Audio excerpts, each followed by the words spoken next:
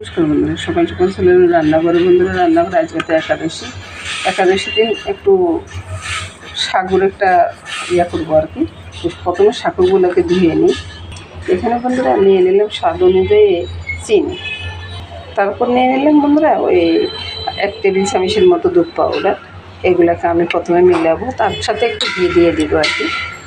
এটার সাথে বন্ধুরা আরও দিয়ে দিলাম 2টা এলাচের গোটা, আর এটা একটু জল দিব।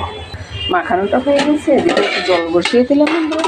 আমি এখন বাটিটা জলের ভাপে বসিয়ে দেবো আর কি। এবার বসিয়ে দিলাম, তারপরে ঢাকা দিয়ে রেখে দেবো, এটা হইতে থাকে বন্ধুরা। এবার আমি দেখবো আমার কি সাগুটাকে হয়েছে কিনা। হ্যাঁ বন্ধুরা, হয়ে গেছে বন্ধুরা, দেখুন কত সুন্দরভাবে হয়ে গেছে। এবার আমি নামিয়ে নেব বন্ধুরা। আমি এটাকে থালাতে নিয়ে নেব আর কি, এভাবে নিয়ে নিলাম। তারপর বন্ধুরা আমি ভগবানকে এবার অর্পণ করব।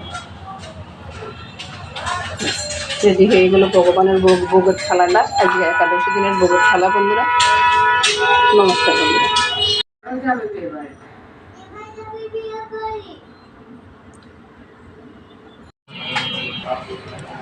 তো বন্ধুরা, আজকে একাদশীর দিন দুপুরবেলা এই প্রসাদটি পাবো বন্ধুরা। শুভ দুপুর বন্ধুরা, নমস্কার।